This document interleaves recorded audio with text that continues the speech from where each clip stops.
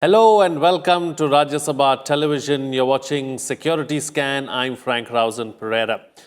Well, India and the United States on Tuesday signed the Basic Exchange and Cooperation Agreement, or BECA, which along with the three other agreements signed earlier, the General Security of Military Information Agreement, the Logistics Exchange Memorandum of Agreement, and the Communications Compatibility and Security Agreement, make up four foundational pacts for deep military cooperation between the two countries. BECA is said to be one of the few basic deals that the United States signs with its close partners. The agreement pertains to exchange of geospatial-intelligence information for use by the governments for defense and other purposes. Under the agreement, the US would exchange technical and procedural information about standardization of methods, specifications, and formats for the collection, processing, and production of geointelligence information with India. In this edition of Security Scan, we will analyze military and strategic cooperation between India and the United States. Joining me on the program today are Major General Ashwini Sivaj, retired defense analyst; Shakti Sinha, Foreign Affairs Analyst and Director, Delhi School of Public Policy and Governance; and KP Nair, Strategic Analyst. Thank you to all my guests for joining me on this edition of Security Scan. Mr. Nair, I'd like to begin the program with you first. Let's try and understand and analyze what BECA, or the Basic Exchange and Cooperation Agreement, is, and what are three of the other foundational defense agreements, and what does it mean for India and the United States? Mr. Nair, if you can hear me, go ahead. Yes, I can hear you now. Yeah. Well, BECA is essentially aimed at sharing geostatic information. It helps communication between the two military establishments. Then, of course, there are the other foundational agreements on which there's been a lot of discussion. But I would like to mention one agreement which we signed, which appears to have gone into oblivion. And actually, that is the foundational agreement of all the foundational agreements. It was the end user verification agreement, which was the first agreement we signed. Probably because it was the first agreement that we signed, nobody talks about it. It is now taken for granted, you see, because when negotiating the end user verification agreement, there were a lot of objections from the Indian side. It was the first agreement, and there were complaints that it may lead to compromise of our strategic independence and sovereignty and all that. But what gives me confidence about India's defense relationship with the US is that we completely redid the end user verification agreement. You see, the US agreed to make a lot of changes that we wanted to suit Indian concerns, to assuage Indian concerns.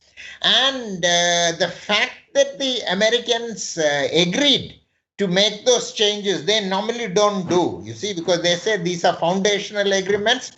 Leave it, take it or leave it, But they accommodated us, you see. And we signed the agreement. And I think that gave us greater confidence in order to go ahead with the other agreements. And when we signed the what is known as the LEMOA, again, the same thing happened, you see. So, because LEMOA is actually a variation of the original American logistics support agreement. We had reservations about some of the aspects of the logistics support agreement, LSA. So again, the Americans accommodated us, you see, and the new version, the version that was acceptable to us of LSA, is what came to be known as the logistic exchange memorandum agreement which we signed, you see. So it is a kind of progression that both sides are now comfortable with, which was why when we came to signing BECA, there was less bickering, there was no argument, there were no disputes.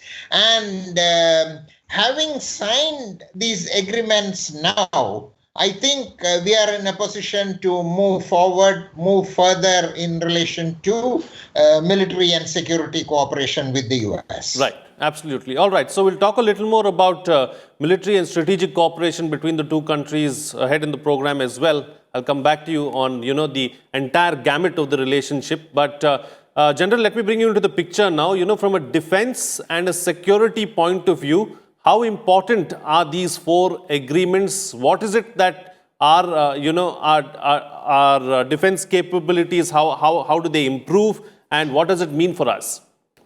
Frank, there's no doubt these are the four foundational agreements which were to be signed, and now they all have been signed. The first one was the GSOMIA, that is a General Security of Military Information Agreement, which was signed in 2002, and then was signed the LEMU, Logistic Exchange Memorandum of Agreement, which was signed in 2016, and that is the time when we also became a major defense partner with the US. The US signed that also. In 2018, we signed COMCASA, Communication, Compatibility and Security Agreement. And now we have signed the BECA, the Basic Exchange and Cooperation Agreement.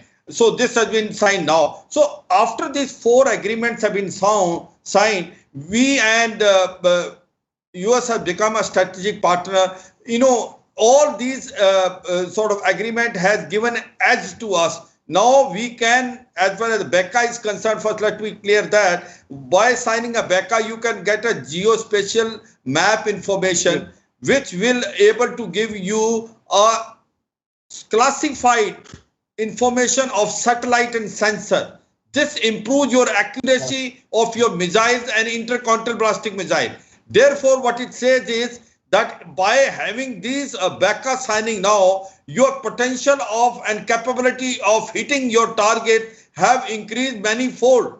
This is the strength of this BECA, and this classified information, which is either through satellite or sensor, is not shared by US to countries other than NATO. So therefore, this is a game changer. It's a force multiplier with BECA. Now comes the COMCASA, which we signed in 2018. Again, it gives us, that you can also have a sort of a system, communication system, which is foolproof, and both the countries can utilize each other. This thing, our ships, our aircrafts can utilize this. We have taken number of platforms from US. There are basically C-17, C-13J, Hercules, then Chinook helicopter, Apache. You need a interoperability and communication network. So this has COMCASA is a secure communication between India and US.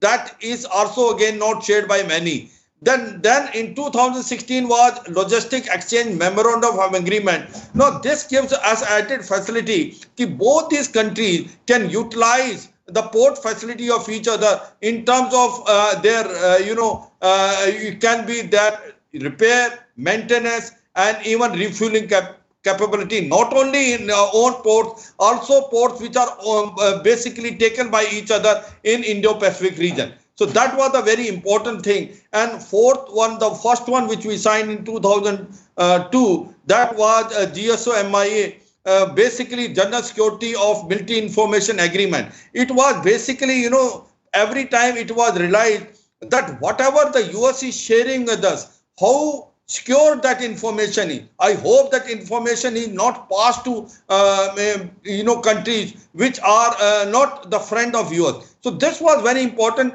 Understanding was reached between US and India, and this became a foundation of the foundational agreement. And afterward, they realized it. That India is a strategic partner. India is a dependent partner. India is a reliable partner, and that's why these four in series have been signed one after the other. Now, by signing this last one, the BECA, it is a game changer because it improves our accuracy to a quite an extent. Now, for Right. example, if your intercontinental missiles, you have to utilize, let's say there is a war between India and China, the accuracy of these weapon system and platform will be of a manifold. That is what it is. And you will be Got able it. to get information about, Chinese Navy submarines operating in Indo-Pacific Ocean. The information, artificial intelligence, and also the surveillance capability has increased manifold by signing the BECA. Okay, points taken, Mr. Sinha. Let me bring you to the picture now. So, as far as these agreements are concerned, the first foundational agreement was signed in 2002 during Prime Minister Vajpayee's regime at that point in time, and after that we saw a brief lull in any of these kind of agreements being signed. Suddenly we've seen hectic activity over the last 4 years as well, between 2016 and 2020. Three very crucial agreements have been signed. So what does this say about the relationship as a whole, defense relationship as a whole? Actually, it says a lot, because all these foundation agreements that you mentioned, and in addition, that agreement, the second agreement signed, the end-use monetary agreement, they basically have led to a developing of relationship, reacting to the changing circumstances of the Indo-Pacific. Let us be very clear. Countries come to such agreements and other agreements based on shared perception. What both of us have seen is certain developments happening in this region, specifically the way the People's Republic of China has risen aggressively in violation of rules-based order and as a threat to the sovereignty of other countries, physical sovereignty and the economic sovereignty of other countries. And therefore, it forces countries to change the stated positions and to move beyond them and evolve.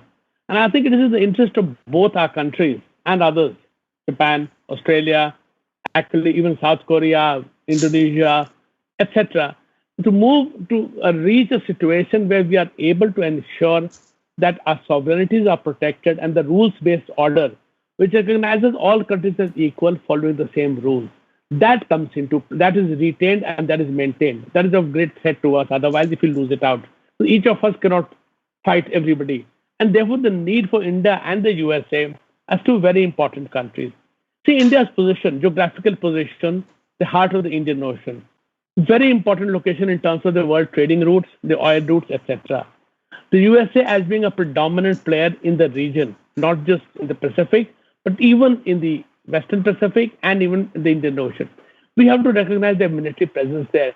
And if both of us agree to the changing circumstances are not in our favor of our interest, then the need for these two countries to come together and develop these agreements which allow interoperability, thanks to COMCASA, which allows real time. So you fire a missile or a drone, you're able in real time to change its positioning where it should hit. It's like taking a GPS from my home to my office. I take a route and then I find the road is blocked. So I change my route. BECA allows that. So, we have no options, the two countries, but to move in this direction because we share values, we share interests. And when these converge, then you need to step up your partnerships. These are partnerships at the end of the day to ensure a more stable Indo-Pacific.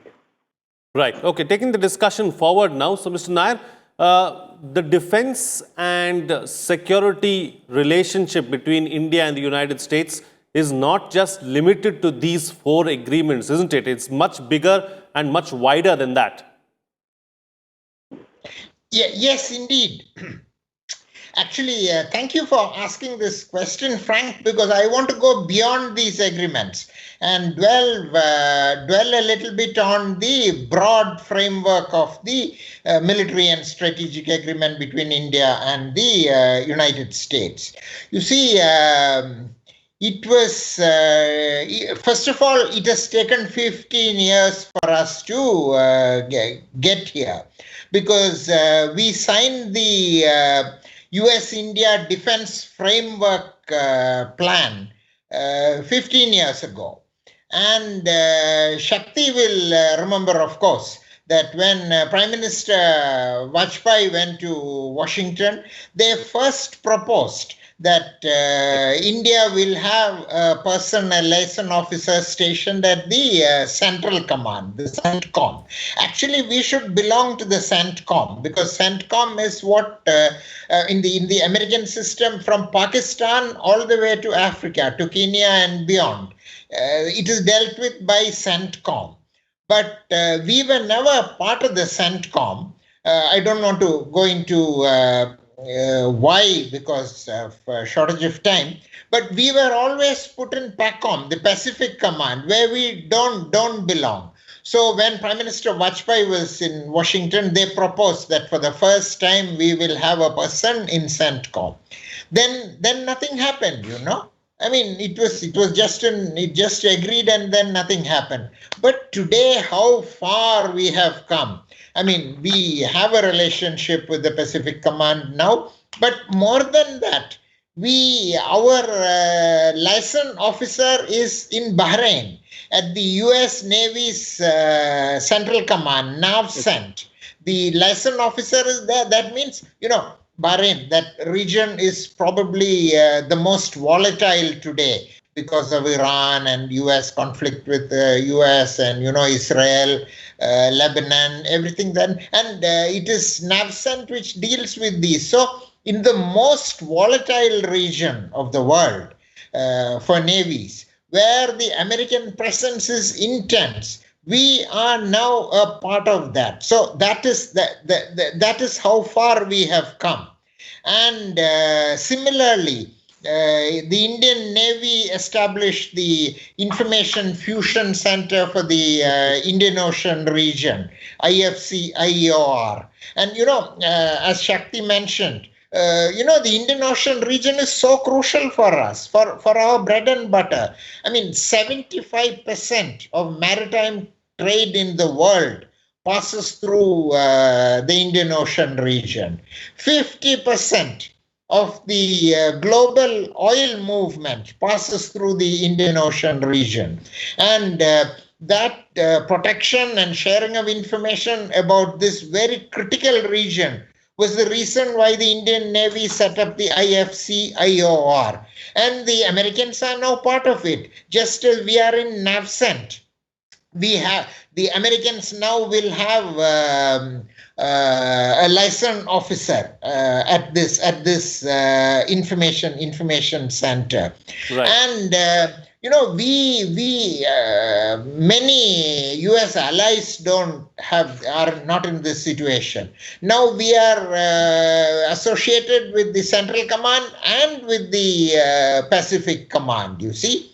And the Pacific Command is again crucial for us, not as crucial as the Central Command, but in the broad picture. So we have come to, when we talk about Indo-US military relationship, people usually tend to talk about arms sales and, the transactional things. But we have gone far, far beyond that, Not sure. That those are no longer relevant. For instance, DTTI, the Defense Technology and Trade Initiative, the latest 2+2 meeting decided that pending programs under DTTI will be speeded up, that the framework will be expanded and operationalized. So now you have a holistic view of sure. The defense and security relationship with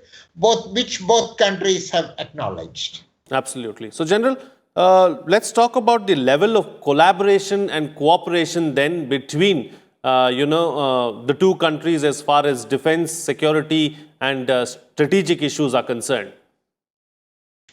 See, Frank, first of all, the first thing which comes when we say that the cooperation and collaboration is what is happening a Quad.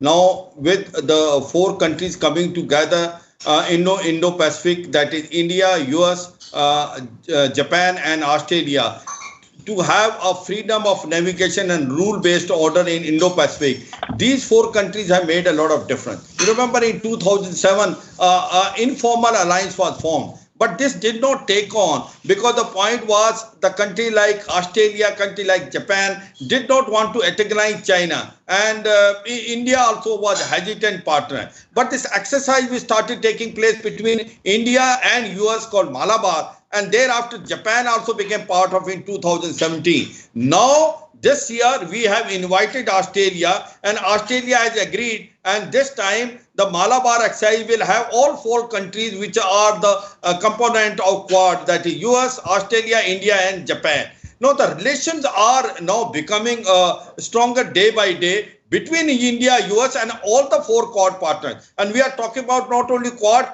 plus in time to come, which will have a South Korea, New Zealand and Vietnam also. Now this is all required because the hegemony and the expansion attitude of the China, you have to challenge. Indo-Pacific is too large an area. India will not able to handle itself. It needs strategic partner. And there is a strategic partner in terms of US and the Quad. Now, everyone is saying, is a Quad a military alliance? Is a Quad like Asian NATO, which Chinese are trying to convey? Possibly not so far, because it will all depend if the China will put pressure and try to take Taiwan with by force, or also put pressure in South China Sea. The Quad will become reality. It will be more formalized, and there may be some military alliance coming in future. That is also a fact, because it all depends what sort of attitude is sort of shown by China. If China is going out of way and trying to annex Taiwan or try to take the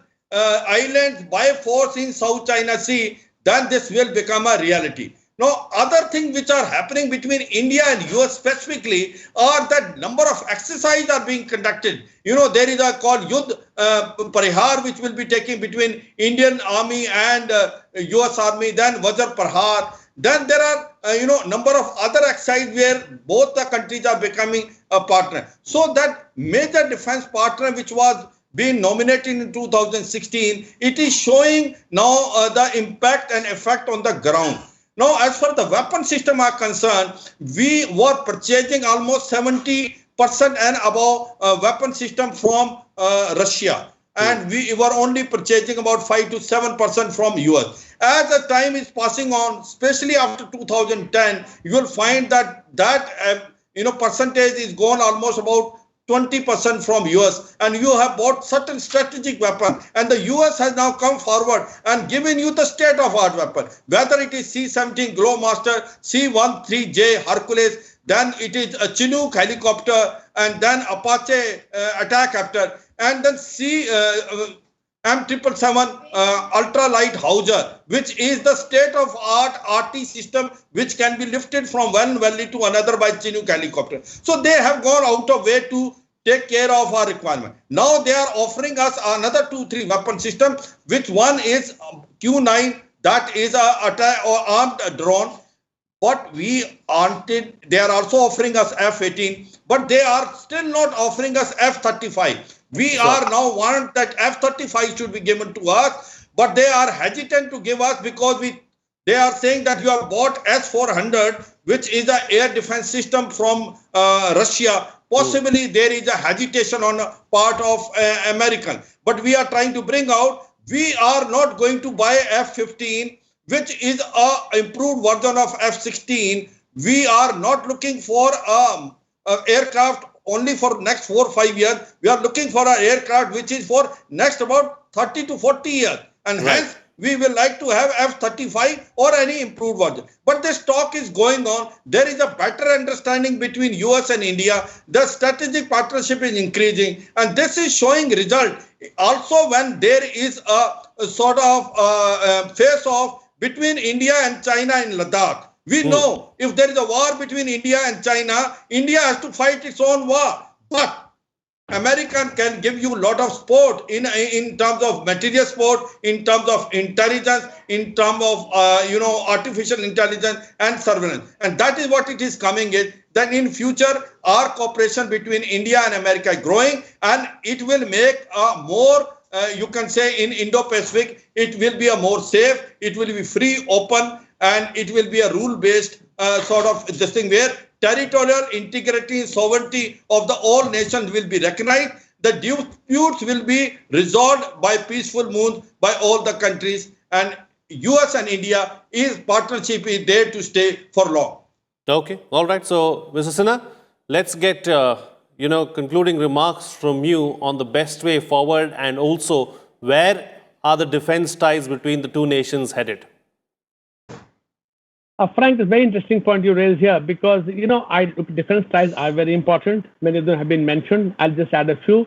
But also, if you look at the overall relationship between our two countries, there are many issues that we have to do together where we have differences and where we have commonalities, and how do you develop your partnership greatly. Now, on defense, obviously, we have talked about joint development of new platforms, particularly the new aircraft carrier. These are things we really need to work hard. India has a decent record of ship designing. If you look at our history of the last few decades, we've done a very decent job of it. But now we need to move on to a higher plane, and that's where the US partnership will really help you.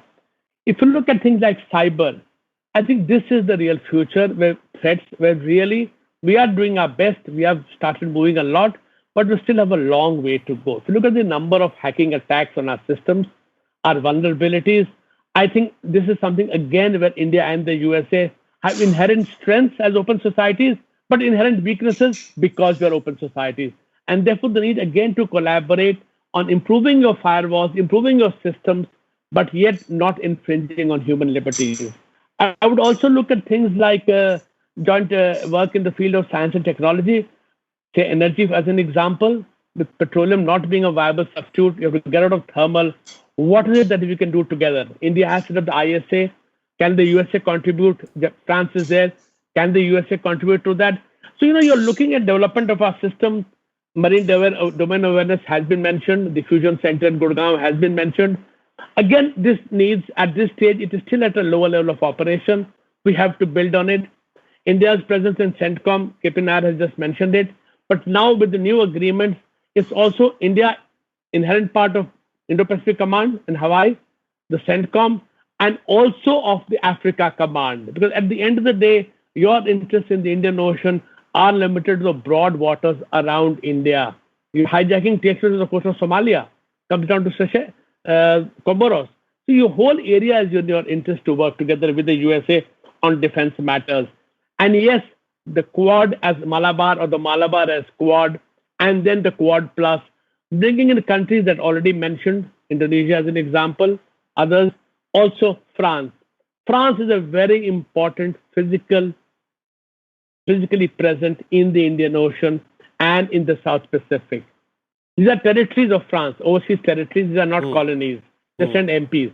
We have to now bring in France for the India-US military relationship to really develop. And lastly, I think we have issues on trade with each other, where each other in US is India's biggest trading partners. On that, there are differences. Can we close those differences? Because these irritants get in the way of developing a larger strategic partnership, which is needed to ensure that we maintain our sovereignty and our strategic autonomy. So we need to work together a lot more. Absolutely. There's a lot of scope still and a lot of work to be done. We are in a good place right now. And, that's what we need to focus on, is what the panelists are suggesting. With that, I'll call it a wrap on this edition of Security Scan. Thank you to all my guests for joining me on the program and putting things into perspective for us. Well, that's it from me. See you again next time.